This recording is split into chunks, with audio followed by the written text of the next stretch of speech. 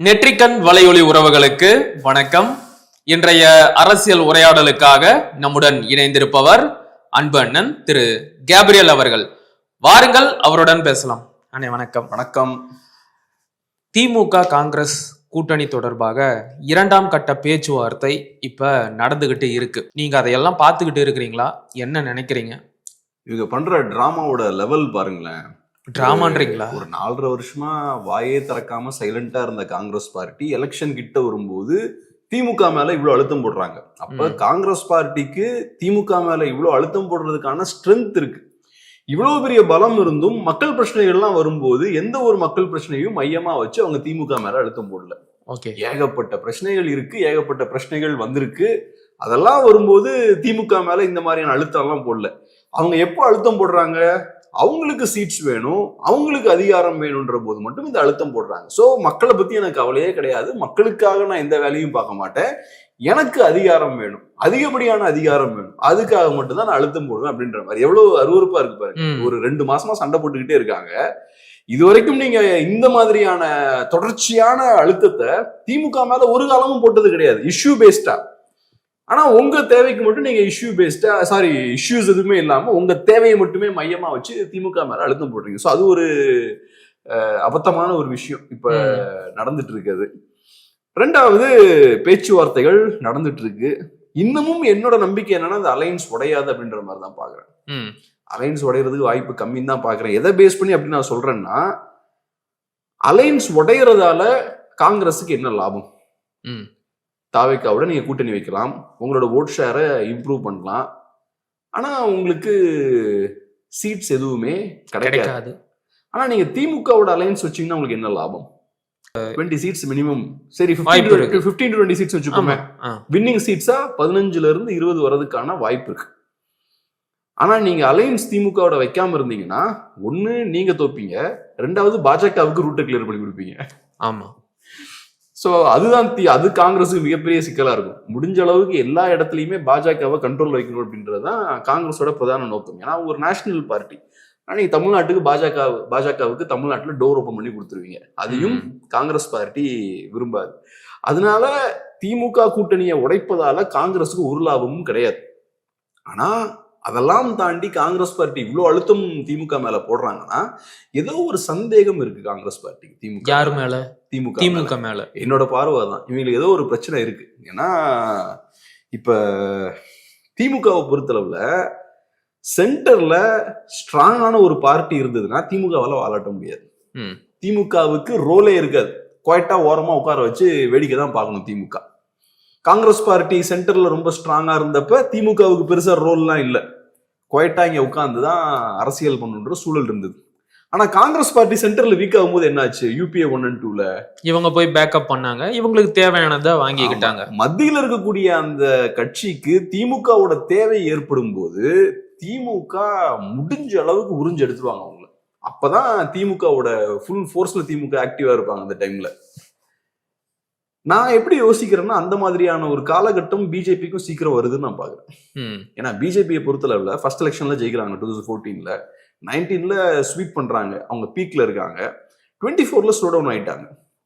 24ல anti incumbency இருக்கு இல்லையா? Vote share அவங்களுக்கு மெஜாரிட்டி கிடைக்கல. ஓட் ஷேர் கம்மியாகலன்னு நினைக்கிறேன். பட் ஓட் ஷேர் கம்மியாகல, சீட்ஸ் ஆனா அவங்களுக்கு கம்மியாகுது. சோ சீட் கன்வர்ஷன் குறைஞ்சிருக்கு அவங்களுக்கு. 2வது பார்த்தோம்னா, முக்கியமான பகுதிகள் யூபி மாதிரியான முக்கியமான ஸ்டேட்ஸ்ல பிஜேபியால ஃபர்ஸ்ட் பெர்ஃபார்ம் பண்ண மாதிரி ஸ்ட்ராங்கா பெர்ஃபார்ம் பண்ண முடியல. அங்க அவங்க உருவாக்குன அந்த சோசியல் கோலிஷன்லாம் இருக்கல. இப்ப பிஜேபியை பொறுத்தளவுல ஹிந்துத்துவான்ற அந்த கான்செப்ட்ல தான் எல்லாரையும் சேர்க்கிறாங்க. அதை சேர்க்கலாம், ஆனா அதுக்குள்ளேயும் முரண்கள் இருக்கு. சாதிய முரண்கள் இருக்கும், வர்க்க முரண் இருக்கும், வேற நிறைய முரண் இருக்கும். ஸோ அதெல்லாம் மட்டுப்படுத்தி நீங்க எல்லாத்தையுமே ஒரு அடையாளத்துக்குள்ள கொண்டு வரீங்க. அது அப்படியே தாக்கு பிடிச்சுக்கிட்டே இருக்காது, கொஞ்சம் கிராக்ஸ் வர ஆரம்பிக்கும். ஏன்னா 4 பேரை சேர்க்கறீங்கன்னா அதுல 1-2 பேர் அதிருப்தியா இருப்பாங்க. அவங்க உடையும் போது என்ன ஆகுது? யூபி மாதிரியான ஸ்டேட்ஸ்ல சிக்கல் வருது. அவங்களோட கோர் ஓட்ஸே பார்த்தோம்னா அந்த இடங்கள்ல எல்லாம் உடையுது. ஸோ இப்ப 24ல உங்களுக்கு சிக்கல் இருக்குன்னா 29லயும் சிக்கல் இருக்கும். ஏன்னா இப்ப இருக்கக்கூடிய அதே காரணங்கள் 29லயும் இருக்கும். மோடிக்கு டெஃபினட்டா ஆன்டி இன்கம்பன்சி இன்க்ரீஸ் தான் ஆகும், இன்னும் கூட அதிகரிக்கும். ஆமா, இன்க்ரீஸ் தான் ஆகும், கம்மியாகாது. இந்த மாதிரி நான் சொன்ன மாதிரி அந்த சோஷியல் கோலிஷனும் உடையிறதுக்கான வாய்ப்புகள் தான் அதிகம். அப்ப திமுகவுக்கு அங்க என்டர் ஆகிறதுக்கு ஸ்பேஸ் கிளியர் ஆகும் அப்படின்னு தான் நான் பாக்குறேன். இன்ஃபேக்ட் திமுகவுக்குமே பார்த்தீங்கன்னா அந்த ஆம்பிஷன் இருக்கு, நேஷனல் ஆம்பிஷன்ஸ் திமுகவுக்கு இருக்கு கண்டிப்பா. ஸ்டாலின் அவர்கள் அவங்க ப்ரொஜெக்ட் பண்ற விதத்தை பார்த்தா நமக்கு தெரியும். நேஷனல் லெவல்ல பார்த்தோம்னா நார்த் இந்தியாவில் இருக்கக்கூடிய எல்லா யூடியூப் இன்ஃபுளுசர்ஸும் திராவிட மாடல், தமிழ்நாடோட growth நம்மளாம் பார்க்கும் நமக்கே தெரியாதான் நம்ம பேசிட்டு இருக்காங்களேன்ற மாதிரி இருக்கும். நம்ம ஊர்ல இப்படிலாம் பேசுறது இல்லை, இங்க இருக்கிற மீடியாலாம். நார்த்ல பாத்தீங்கன்னா அந்த மாதிரி பேசிட்டு இருக்காங்க, பயங்கரமான growth. இது ஃபுல்லாவே பாத்தீங்கன்னா ஒரு கேம்பெயின் தான். உங்களுக்கு தெரியும் இப்படிலாம் பேசுறாங்கன்னா பின்னாடி என்ன நடக்குதுன்னு உங்களுக்கு தெரியும். ஸோ அதனால ஒரு அதே மாதிரி ஸ்டாலினுக்கு ஒரு இமேஜும் கொடுக்குறாங்க. எதிர்கட்சி தலைவராக ஸ்டாலின் இருக்கும் என்ன இமேஜ் மெயின்டைன் பண்ணாரு, சட்டையை மடிச்சு விட்டுட்டு களத்துல நிற்கக்கூடிய ஒரு போராளி. இப்ப பார்த்தீங்கன்னா சஃபாரிலாம் போட்டுட்டு நல்ல நீட்டான ஹேர், ஒரு நேஷனல் லெவல் லீடரா ஸ்டாலின் அவர்களை ப்ரொஜெக்ட் பண்றாங்க. ஸோ அவங்க ரொம்ப கான்சியஸா அவங்க அதை பண்றாங்க. அவங்க நினைச்சாங்கன்னா வேட்டி சட்டியோட லோக்கல் தமிழ் லீடராகவும் ப்ரொஜெக்ட் பண்ணலாம். ஆனா அவங்க ஒரு நேஷனல் இமேஜ் ஸ்டாலின் அவர்கள் கிரியேட் பண்ணணும், நேஷனல் லெவல் ஒரு இமேஜ் கிரியேட் பண்ணணுன்றதுலையும் ரொம்ப கவனமா இருக்காங்க. ஸோ இதெல்லாம் வச்சு பார்க்கும்போது எனக்கு என்னமோ அவங்களுக்கு ஒரு சில நேஷனல் ஆம்பிஷன்ஸ் இருக்கும்னு தோணுது. இப்ப கமல் அவர்கள் ரீசெண்டா பேசினாரு பாத்தீங்களா, கமல் அவர்கள் ஸ்டாலின் பிறந்தநாள் அப்ப பேசும்போது அவர் என்ன சொல்றாரு, எக்ஸாக்டா எனக்கு அந்த வார்த்தைகள் ஞாபகம், இந்தியா கூட்டணியோட லீடரா, இந்திய கூட்டணியோட பிரைம் மினிஸ்டர் ஃபேஸா நாங்க ஸ்டாலின் அவர்களை கொண்டு வந்துருவோம் அப்படின்ற அளவுக்கு பேசுறாரு. இது கமல்ஹாசன் அவர்கள் சும்மா பேசுறதுக்கு வாய்ப்பு இல்லை. கமல்ஹாசன் அவர்கள் ஏன்னா திமுகவை எதிர்த்து அரசியல் பண்ணி களத்துக்கு வந்தவர், இன்னைக்கு இப்படி பேசுறாருன்னா இன்னைக்கு திமுகவை நம்பி இருக்காரு. அதுவும் கரெக்டா கமல்ஹாசனை விட்டு அதை பேச வைக்கிறாங்க. ஏன்னா கமல்ஹாசன் அவர்களுக்கு ஒரு நேஷனல் இமேஜ் உண்டு, இங்க இருக்கிற லோக்கல் எம்பி பேசுறது வேற, ஆனா கமல்ஹாசனுக்கு ஒரு நேஷனல் இமேஜ் இருக்கு. ஸோ அதனால இந்த விஷயத்தெல்லாம் பண்றதெல்லாம் வச்சு பார்க்கும்போது இவங்களுக்கு அந்த ஆம்பிஷன் இருக்குங்க நேஷனல் லெவல். இப்போ பிஎம் ஃபேஸா இருப்பாங்களா நான் சொல்ல வரல, ஆனா நேஷனல் லெவல்ல முக்கியமான ரோல் பிளே பண்ணணும் அப்படின்ற ஒரு விருப்பம் இவங்களுக்கு இருக்கு. சீரியஸான ரோல் பிளே பண்ணணும். மற்ற மாநிலத்தை சேர்ந்தவர்கள் எல்லாம் இவரை ஏத்துக்குவாங்களா அப்படிங்கிற ஒரு கேள்வி. சரத்பவார்லாம் ஒரு காலத்துல முக்கியமான ரோல் பிளே பண்ணார்ல, அப்படி சொல்றீங்க. அவங்க ரீஜனல் ஃபோர்ஸா இருந்தாலுமே முக்கியமான ரோலை நிறைய காலகட்டங்கள்ல பிளே பண்ணிருக்காங்க. அந்த மாதிரி ஒரு முக்கியமான ரோல் பிளே பண்ணுன்ற ஒரு ஆம்பிஷனும் இருக்கு. ஏதோ ஒண்ணு சென்ஸ் பண்ணிருக்காங்க காங்கிரஸ் பார்ட்டி. ஏன்னா காங்கிரஸ் பார்ட்டிக்கு இது ஒன்றும் அவ்வளவு முக்கியமான தேர்தல் கிடையாது. அவங்களுக்கு 29 தான் முக்கியம். அவங்க இந்த அளவுக்கு வேற எந்த எலெக்ஷனும் நெகோசியேட் பண்ணதே கிடையாது. இந்த எலெக்ஷன்ல அவங்க திமுகவை நெருக்கணும்னு முடிவு பண்ணிட்டாங்க. இவ்வளவு தூரம் போக வேண்டிய அவசியமே கிடையாது. ஆனா அவங்க நான் எதையும் ஃப்ரீயா கொடுக்க மாட்டேன், முடிஞ்ச அளவுக்கு நெருக்கி பிடிச்சு என்னெல்லாம் வாங்க முடியுமோ எல்லாம் வாங்கிடுவேன். அந்த 5 சீட்டை வாங்குறதுக்கு உங்களுக்கு எவ்வளவு பிரச்சனை கொடுக்க முடியுமோ அதையும் கொடுப்பேன். ஆனா நான் சொன்ன மாதிரி உடச்சிட்டு போறதுல உங்களுக்கு லாஜிக் இல்லை. ஆனா யதார்த்தம் என்னன்னா திமுகவுக்கு காங்கிரஸ் தேவை. திமுகவோட அரசியல் என்ன இன்னைக்கு? பாஜக எதிர்ப்பு அரசியல், மதவாத எதிர்ப்பு அரசியல். அது யாரோட அரசியல்? அது காங்கிரஸோட அரசியல். காங்கிரஸோட அரசியல் டெக்னிக்கலா பார்த்தா காங்கிரஸோட அரசியல் தான் அது. இப்ப நீங்க பாஜகவோட கூட்டணி வச்சப்பையும் பாஜகவை யார் எதிர்த்தா? காங்கிரஸ் எதிர்த்தாங்க. அதே மாதிரி பாஜக எதிர்ப்புன்றது ரீஜனல் பாலிடிக்ஸா நேஷனல் பாலிடிக்ஸா? அது நேஷனல் வைடு, நேஷனல் பாலிடிக்ஸ். அதனால காங்கிரஸ் பார்ட்டி வண்டியில ஏறலன்னா உங்க வண்டி டேக் ஆஃப் ஆகாது. நீங்க இவ்வளவு பொறுமையா உட்கார்ந்து காங்கிரஸ் பார்ட்டி பேசுறதெல்லாம் கேட்டுட்டு இருக்கீங்கன்னா அது காட்டக்கூடிய விஷயம் என்ன? நீங்க ரொம்ப நல்லவங்கன்றதையா? உங்களுக்கு காங்கிரஸோட தேவை இருக்கு. இல்லாட்டி இப்படி பொறுமையா இருந்து கேட்கிற ஆட்களா நீங்க? காங்கிரஸ் பார்ட்டிக்கு ஓட்டு கம்மி தான், 3% தான். ஆனா உங்களுக்கு அந்த பாஜக எதிர்ப்பு வேணும், அந்த தோற்றம் இருக்குல்ல, பாஜக எதிர்க்கக்கூடிய ஆட்கள் நாங்க தான்ற அந்த பிம்பம் இருக்குல்ல, அது உடையாம இருக்கணும்னா காங்கிரஸ் உங்களுக்கு தேவை. சோ காங்கிரஸுக்கு 3-4% ஓட்ஸ் இருக்கலாம், ஆனா மைனாரிட்டி ஓட்ஸும் ஆன்டி பிஜேபி ஓட்ஸும் தமிழ்நாட்டுல 20% இருக்கும். காங்கிரஸ் கட்சியை பார்த்துதான் மைனாரிட்டிஸ் திமுகவுக்கு ஓட்டு போடுறாங்களா? திமுகவை மைனாரிட்டிஸ் நம்பலான்னு நீங்க சொல்றீங்க? மைனாரிட்டிஸ் இல்ல, அதை தாண்டியும் ஆன்டி பிஜேபி ஓட்ஸ் தமிழ்நாட்டுல இருக்கு. ஓகே, திமுகவுக்கு மைனாரிட்டி ஓட்ஸ் மட்டும் இல்லையே, ஆன்டி பிஜேபி பாலிடிக்ஸை பேசிதான் அவங்க ஓட்ஸ் வாங்குறாங்க. சோ இப்ப திமுக ஒரு 30-35% ஓட்ஸ் வாங்குறாங்கன்னா அதெல்லாம் ஆன்டி பிஜேபி ஓட்ஸ் தானே. சோ 25% கூட வச்சுப்போமே. சோ இந்த 25% ஓட்ஸும் உங்களை நம்பி உங்க கட்சிக்கு வரணும்னா காங்கிரஸ் பார்ட்டி வேணும்ல. புரியுது. சோ காங்கிரஸ் பார்ட்டிக்கு ஓட்டு கம்மியா இருக்கலாம், ஆனா இந்த ஓட் உங்க அலைன்ஸுக்கு டிரான்ஸ்பர் ஆகணும்னா காங்கிரஸ் பார்ட்டி ஒரு கேட்டலிஸ்ட் ஃபோர்ஸ் இல்ல.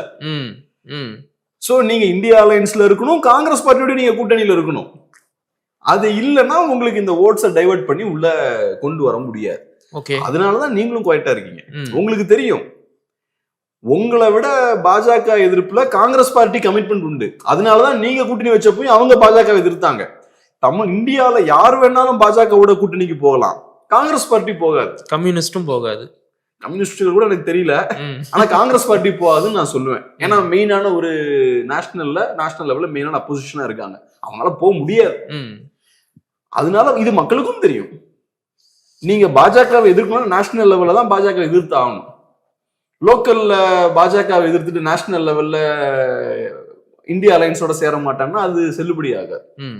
சோ அதனால திமுகவுக்கு இந்த யதார்த்தம் புரியும், அதனாலதான் அவங்களும் நிதானமா இருக்காங்க. ஒரு வழியா திமுக கொஞ்சம் இறங்கி வந்திருக்கிறாங்க அப்படின்னு செய்திகள் வந்திருக்கு. எப்படி பாக்குறீங்க? திமுக விட்டு கொடுத்துருக்கு அப்படின்னு பாக்கலாமா? விட்டு கொடுத்து என்ன விட்டு கொடுக்கறதுக்கு? தேவை இருக்கு, நீ இறங்கிதான் வரணும். விட்டு கொடுக்கறது அவ்வளவு நல்லவங்களா நம்ம ஊர் பொலிட்டிஷியன்ஸ் எல்லாம். இப்ப இது பார்க்க எப்படி இருக்குன்னா, இந்த ரேட்டு பேசும்போது இந்த துண்டை போட்டு கைக்குள்ள பேசிட்டு இருப்பாங்களா, அந்த மாதிரிதான். இப்ப 25-1, அப்புறம் அதுல இருந்து 26-1, அதாவது ஒரு ராஜ்யசபா சீட்டு, அப்புறம் 27, 28, அப்புறம் அவங்க அதே மாதிரி 39 இருந்து 36, 35 அப்படி இறங்கி வராங்க. இது என்ன இந்த மாதிரி பேரம் பேசுறது? இப்படிதான் இவங்க அரசியல் பண்ணிட்டு இருக்காங்க. இப்ப ஒரு கூட்டணி வைக்கிறீங்கன்னா எதை பேஸ் பண்ணி கூட்டணி வைக்கணும்? கொள்கை, கோட்பாடு, மக்கள் நலன், ஆமா, இதெல்லாம் சேர்ந்து நீங்க கூட்டணி வைக்கணும். அதை பேஸ் பண்ணி இந்த கட்சியோட நம்ம கூட்டணி வைக்கலாமா, நம்ம கொள்கையோட ஒத்து போவாங்களா, இப்படின்லாம் நீங்க விவாதிச்சீங்கன்னா அற்புதமா இருக்கும். இவங்க நம்பரை வச்சு விளையாண்டுட்டு இருக்காங்க, 25, 26 விளையாண்டுட்டு இருக்காங்க. காட்டக்கூடிய விஷயம் என்னன்னா, காங்கிரஸ் கிட்ட ஒரு லெவரேஜ் இருக்கு. காங்கிரஸ் பார்ட்டி 29ல திமுக நம்ம கூட வருவாங்களா அப்படின்றதுல அவங்களுக்கு நம்பிக்கை இல்லை.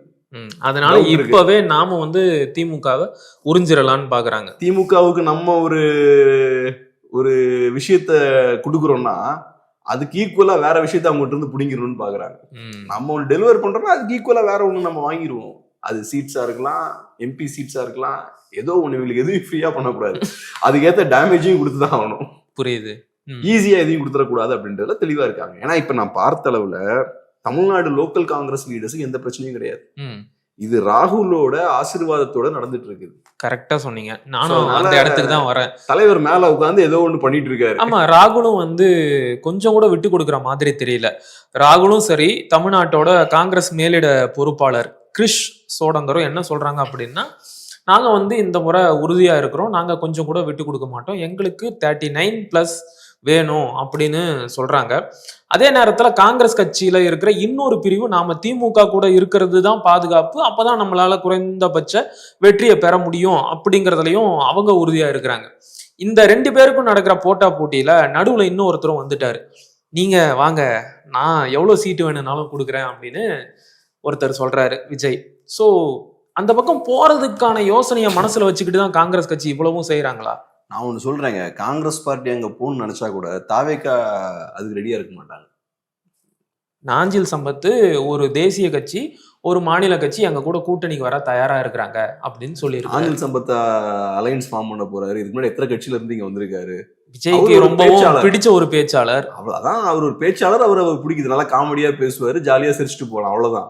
அதை தாண்டி இந்த கூட்டணியை ஃபைனல்ஸ் பண்றது நாஞ்சில் சம்பத் தான். என்ன நான் ஒண்ணு சொல்றேன், இதுவரைக்கும் விஜயோட அரசியல் எடுத்துக்கிட்டீங்கன்னா திமுகவுக்கு பாதிப்பு ஏற்படுத்தக்கூடிய எந்த விஷயத்தையும் விஜய் பண்ணல. அதிமுகவோட தாவேகா கூட்டணி வச்சே தீருவாங்கன்னு பேசிக்கிட்டே இருந்தாங்க. நம்ம அப்பவே ரொம்ப ஸ்ட்ராங்கா சொன்னோம், விஜய் அதிமுகவோட கூட்டணி வைக்க மாட்டார்.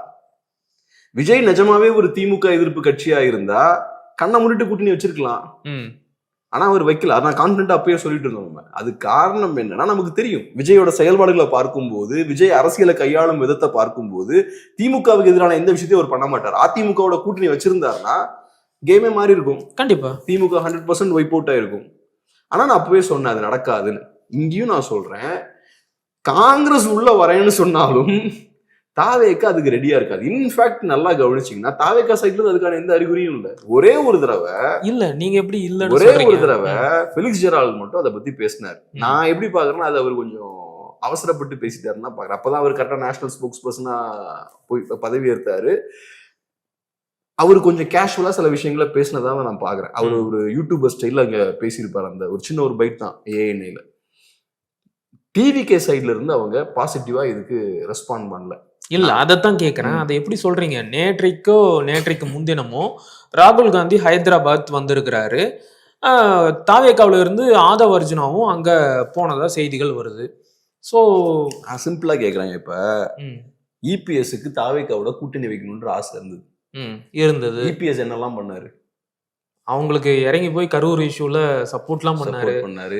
அசம்பிளில போய் சண்டை போட்டாரு. கொடி பறக்குதுன்னாரு, அறிகுறி தெரியுதுன்னு. அதிமுக மாஜி அமைச்சர்கள் எல்லாம் என்னெல்லாம் சொன்னாங்க. சோ ஒரு கட்சிக்கு இன்னொரு கட்சியோட தேவை இருக்குன்னா இந்த விஷயங்கள்லாம் பண்றாங்க. அது இது நம்ம மற்ற கட்சிகளும் பண்ணுவாங்க, நீங்க பாத்து எல்லாருமே பண்ணுவாங்க. அந்த மாதிரியான எந்த விஷயத்தையும் தாவேகா பண்ணல. இத்தனைக்கும் தாவேகாவோட அதிமுக பெரிய கட்சி, ஆமா, பழமையான கட்சி.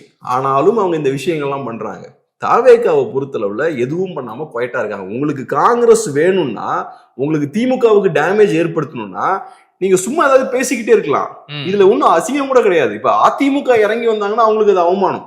பட் தாவேகாவை பொறுத்தளவுல ஒண்ணுமே கிடையாது. அது திமுகவை சீண்டி பாக்குற விஷயம் தான்.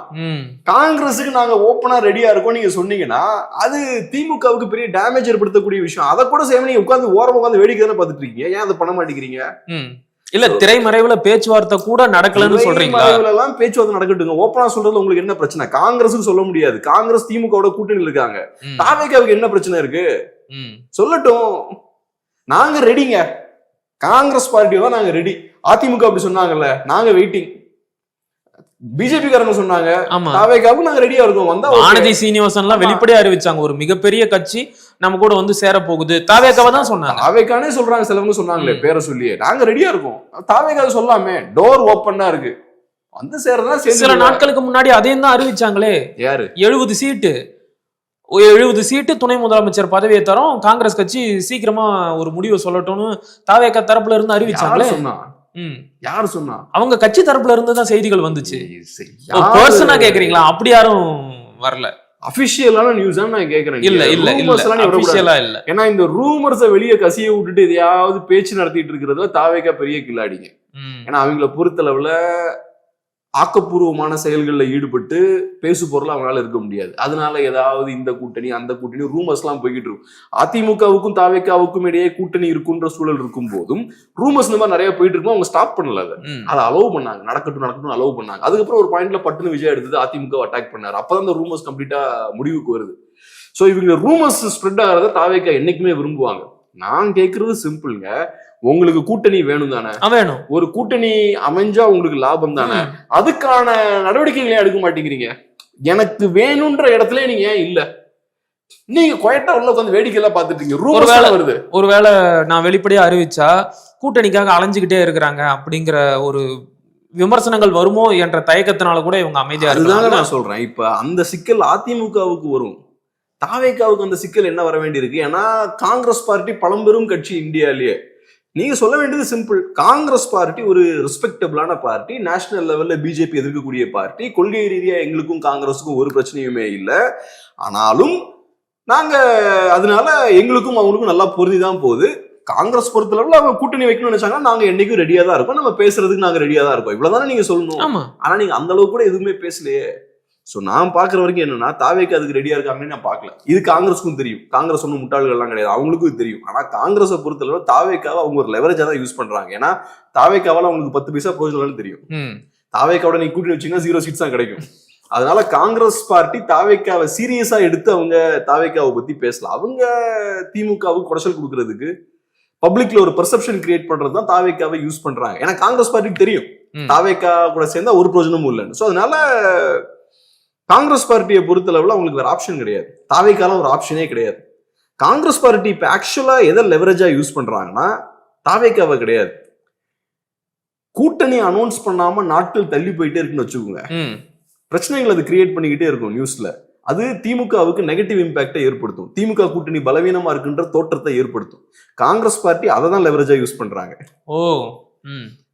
அதாவது பீகார்ல என்ன பண்ணாங்களோ அதை இங்க ட்ரை பண்றாங்க. என் பேச்சை கேட்காம நீங்க இழுத்து போய்கிட்டே இருந்தீங்கன்னா நாளை கடத்தி நீங்க கொண்டு போய்கிட்டே இருங்க. ஆனா ஒவ்வொரு நாளும் நான் பிரச்சனை கொடுத்துக்கிட்டே இருப்பேன். அது உங்களுக்கு தான் டேஞ்சர். அதனால முடிஞ்ச அளவுக்கு வேகமா என்னோட பேச்சுவார்த்தை நடத்தி நான் கேட்கறதா டக்குன்னு கொடுத்துட்டு போங்க அப்படின்றதான் காங்கிரஸோட ஸ்ட்ராட்டஜி. ஸோ இங்க லெவரேஜா அவங்க யூஸ் பண்றது தாவேக்காவை இல்லை, அவங்க மீடியால நான் உங்களுக்கு டேமேஜை கிரியேட் பண்ணேன். தாவேக்காவை அவங்க மதிக்க கூட இல்லை. அவங்களுக்கு தெரியும் தாவேக்காவெல்லாம் நமக்கு ஒரு பிரச்சனை கிடையாது, அவங்க நல்லா தெரியும். ஏன்னா காங்கிரஸ் பார்ட்டியில இருக்கவங்கலாம் நல்லா பணம் தின்னு கொட்ட போட்டவங்க. அவங்க அதிகாரத்துக்காக என்ன வேணாலும் பண்ணுவாங்க. இப்பவும் பாத்தீங்கன்னா ஒரு அரசியல் கட்சியை அவங்களால செயல்படவே முடியாது. அவங்களுக்கு தெரிஞ்ச ஒரே விஷயம் அதிகாரத்தை எப்படி இழுத்து பிடிச்சி வாங்குறதுன்னு தான். நேஷனல் லெவல்லையும் சரி, ரீஜனல் லெவல்லையும் சரி, எல்லாம் அப்படியே உட்காந்து கொஞ்சம் ஓல்டேஜ் பீப்புள்லாம் வெயிட் பண்ணிக்கிட்டு இருப்பாங்க. நம்ம டேர்ன் எப்போ வரும், அதிகாரத்தை எப்படி நம்ம கைப்பற்றலாம்னு அப்படியே வெயிட் பண்ணிட்டு இருப்பாங்க.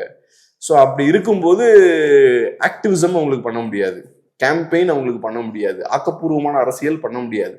எலெக்ஷன் டைம்ல யாரு கூட சேர்ந்தா அதிகமான பவர் கிடைக்குமோ அவங்க கூட தான் அவங்களால சேர முடியும். அப்பதான் அந்த கட்சி ஒழுங்கா ஆப்ரேட் ஆகும். இல்லைன்னா நல்லா விரட்டு கடுப்பாயிருவாங்க. சரி, அடுத்தபடியாக தேர்தல் நெருங்க நெருங்க ஒவ்வொரு கட்சியும் சலுகைகளை வாரி வழங்கிட்டு இருக்கிறாங்க. குறிப்பா நேற்றைக்கு முதலமைச்சர் மாற்றுத்திறனாளிகளுக்கும் ஆதரவற்றவர்களுக்கும் 2000 ரூபாய் உதவித்தொகையை அதிகப்படுத்தி கொடுத்திருக்கிறாரு. எடப்பாடி பழனிசாமி அவர்கள் நாங்க மட்டும் ஆட்சிக்கு வந்தா +2 படிச்சுட்டு வேலை இல்லாம வேலைவாய்ப்பு அலுவலகத்துல பதிவு பண்ணிட்டு இருக்கிற இளைஞர்களுக்கு மாசம் 1000 ரூபாய் கொடுப்போம் அப்படின்னு அறிவிக்கிறாரு. இன்றைக்கு விஜய் இன்றைக்கு விஜய் அவருடைய சில வாக்குறுதிகளை வெளியிட்டு இருக்கிறாரு. நிறைய கடன் தள்ளுபடியா அவரும் அறிவிச்சிருக்கிறாரு. எதை மனசுல வச்சுக்கிட்டு இவங்க இப்படிப்பட்ட அறிவிப்புகளை வெளியிடுறாங்க? தமிழ்நாடு கஜானா என்ன அவ்வளவு நிரம்பி போயிருக்கா? ஒண்ணும் இல்ல, அவங்க மனசுல வச்சிருக்க ஒரே விஷயம் தான், தமிழ் மக்களுக்கு என்ன சொன்னா பிடிக்கும்ன்றது அவங்களுக்கு தெரியும். தமிழ் மக்களுக்கு இந்த மாதிரி காசை காட்டினா ஆசை வரும்ன்றது அவங்களுக்கு தெரியும். ஸோ தமிழ் மக்களோட பலவீனம் என்னன்றது தெரியும். இந்த மக்கள் எதை கேட்க விரும்புறாங்களோ அதை நம்ம சொல்லுவோம். செய்ய முடியுமா முடியாதான்றத வந்ததுக்கு அப்புறம் பார்த்துப்போம். கையில பணம் இருந்தா கொஞ்சம் கொடுப்போம், இல்லைன்னா ஏதாவது ஒரு சாக்கு போக்கு சொல்லுவோம். நமக்கு வந்ததுக்கு அப்புறம் எப்படி செய்வோம் அதெல்லாம் முக்கியம் இல்லை, ஜெயிக்கணும் எலெக்ஷன்ல, அதுதான் நமக்கு முக்கியம். அந்த வேலையை மட்டும் ஃபர்ஸ்ட் ஃபோக்கஸ் பண்ணுவோம். ரைட். அப்ப இங்க இருக்கக்கூடிய கோடிக்கணக்கான மக்களுக்கு எது பிடிக்குது? நாங்க மாசம் மாசம் இவ்வளவு பணம் தருவோம், அவ்வளவு பணம் தருவோம், இந்த சலுகை அந்த சலுகை, பொங்கலுக்கு இந்த காசு கொடுப்போம், 12th படிச்சா இவ்வளவு காசு, படிச்சு முடிச்சுட்டு வேலை இல்லைன்னா இவ்வளவு காசு, எல்லாத்துக்குமே காசு தான். ஜெயிச்சாதான் தெரியல என்ன பண்ண போறாங்கன்னு. என்னை பொறுத்தளவுல நீ இந்த மாதிரி வாக்குறுதி கூட கொடுத்துக்குங்க, தயவு செய்து வந்ததுக்கு அப்புறம் இலவசங்கள் எல்லாம் கொடுக்காதீங்க. இந்த மாதிரி மேட்டர்லாம் ஏமாத்திருங்க, அப்பதான் தமிழ் மக்களுக்கும் புரிதல் வரும். கொடுக்க முடியாது, கொடுக்க முடியாதுன்றது. நீங்க பாட்டுக்கு நாங்க செஞ்சு காட்டுறோம் பாடுறான்னு சொல்லிட்டு கடனை வாங்கிக்கிட்டு அதுக்கப்புறம் ஒரு கொஞ்ச நாள் கட்சி காணாம போயிருவீங்க. இந்த கட்சிகள்லாம் ஒன்றும் காலம் முழுக்க இருக்க போற நாம தான் கஷ்டப்படணும். ஆமா, இப்ப இங்க தமிழ்நாடு தமிழ் மக்களோட மண்ணு, கடைசியில அரசு நம்மளோட அரசு தான். நீங்க இருக்க மாட்டீங்க, இந்த கட்சிகள் இருக்கா, திராவிட கட்சிகள் இருக்கு, ஆனா திருப்பி வரப்போறவங்க தான் கடன் எல்லாம் கட்டணும். இந்த சிக்கல்லாம் இருக்கு. அதனால இன்னைக்கு தமிழ்நாட்டு அரசியல்ன்றது இவ்வளவுக்கு சுருங்கி போயிருக்கு. ஒன்னும் பெரிய ஆழம் அதெல்லாம் ஒண்ணும் கிடையாது. ஆனா மக்களும் இதைத்தான் விரும்புறாங்க. மக்கள் எனக்கு என்ன கொடுப்ப, ஏதாச்சும் இலவசம் இருக்கா, அப்படிதான் எதிர்பார்க்கறாங்க அவங்களும். மக்களும் அவ்வளவுதானே. இப்ப இவங்க கிட்ட இருந்து என்ன எதிர்பார்க்க முடியும்? இவ்வளவுதான் எதிர்பார்க்க முடியும். இவங்க கிட்ட இருந்து அப்புறம் வேற என்ன பெருசா எதிர்பார்க்க முடியும்? சோ அப்ப மக்களோட எதிர்பார்ப்பும் அந்த அளவுக்கு சுருங்கிருச்சு. ரைட்டு, இவங்க பணம் தான் கொடுப்பாங்க, அப்ப ரைட்டு யார் அதிகமான பணம் கொடுக்குறாங்கன்னு பார்ப்போம் அப்படின்ற இடத்துக்கு வந்துட்டாங்க. ஆனா இந்த சிஸ்டம் ஏதோ ஒரு இடத்துல திவால் ஆயிரும். இதெல்லாம் இப்படி கொடுத்துக்கிட்டே எல்லாம் இருக்க முடியாது. 100% இவங்க திவால் ஆக போறாங்க, அதுல எந்த மாற்று கருத்தும் கிடையாது. ஆனா தமிழ் மக்களை ஒரு மாதிரி ஒரு கையேந்தி நிற்கக்கூடிய நிலைக்கு தள்ளிட்டாங்க. தான் நமக்கு வருத்தமா இருக்கு. அந்த நிலைக்கு நம்ம தள்ளப்பட்டோம்னா நம்மளால எதிர்த்து அதிகாரத்துல இருக்கவங்கள கேள்வி கேட்க முடியாது. நமக்கே ஒரு இன்ஃபீரியாரிட்டி காம்ப்ளெக்ஸ் வந்துடும். இவங்களோட 2000-3000 நம்பி இருக்கோம்னா நம்ம நிமிர்ந்து நிற்க முடியாது. நமக்கு ஒரு இன்ஃபீரியாரிட்டி காம்ப்ளெக்ஸ் வந்துடும், அவங்கள சார்ந்தே இருக்க ஆரம்பிச்சிருவோம். இப்போ பெண்கள் சொல்றாங்கல்ல, கணவர்களை சார்ந்தே இருக்கிறது அவங்களுக்கு உளவியல் ரீதியா பெரிய பாதிப்புகளை ஏற்படுத்துதான் சொல்றாங்கல்ல. ஒன்று ஃபினான்ஷியலா அவங்கள டிபெண்டா இருக்கக்கூடிய சூழலை ஏற்படுத்துது. ஃபினான்ஷியலா ஒருத்தர் டிபெண்டா இருந்தீங்கன்னா நேச்சுரலா அவரு தான் டாமினண்டா இருப்பாரு. இன்னும் நெக்ஸ்ட் யார் டிபெண்டா இருக்காங்களோ அவங்க வீக் ஆயிடுவாங்க. அதுதானே இங்கேயும். நம்ம அரசை சார்ந்து இருந்தோம்னா அப்ப அரசை சார்ந்து இருக்கக்கூடாது இல்ல, கணவனை சார்ந்து இருக்கக்கூடாது, அரசை சார்ந்து இருக்கக்கூடாது இல்ல.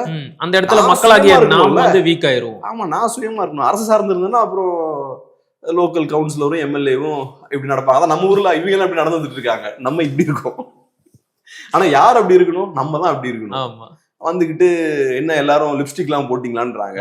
இதை ஒரு ஐடி எம்ப்ளாயிட்டே அப்படி கேட்பாரு அவரு? வாய்ப்பே இல்லை. ஏன்னா அவங்க தெரியும் நான் லிப்ஸ்டிக் போட்டா உங்களுக்கு என்ன, மேக்கப் போட்டா உங்களுக்கு என்னன்னு அது திருப்பி என் கேட்பாங்க. காசு. ஆமா, ஆமா. நான் எனக்கு பிடிச்சதை என்னாலும் பண்ணுவேன். இங்க ஏன் இப்படி கேட்க தோணுது? நான் கொடுக்குற காசுல தான்டா நீ போட்டிருக்க அப்படின்ற ஒரு எண்ணம் தானே அது. நீங்க என்னதான் உரிமை தொகைன்னு நீங்க சொன்னாலும் உங்களுக்கே தெரியுது அது உரிமை தொகையெல்லாம் இல்ல, நீ என்ன சார்ந்து இருக்க. அப்ப எப்படி நமக்கு ரெஸ்பெக்ட் கிடைக்கும்? கரெக்ட். நாளைக்கு நம்ம எப்படி அவங்க மேல அழுத்தம் போட முடியும்? ஆனா தமிழ் மக்கள் அந்த இடத்துக்கு கொண்டு போயிட்டாங்க. கொஞ்சம் கொஞ்சம் கொஞ்சமா ஃபர்ஸ்ட் ஊழல்னாங்க, இன்னைக்கு அவங்கள சார்ந்து இருக்கக்கூடிய நிலைக்கு நம்மள தள்ளிட்டாங்க, அரசை சார்ந்து இருக்கக்கூடிய நிலைக்கு. சரிண்ணே, பொறுத்திருந்து பார்க்கலாம். தேர்தல் நெருங்க நெருங்க இன்னும் எவ்வளவு இலவசங்கள், எவ்வளவு அறிவிப்புகள் வரப்போகுதுன்னு தெரியல. பல கருத்துக்களை பகிர்ந்துக்கிட்டீங்க. மிக்க மகிழ்ச்சி. நன்றி.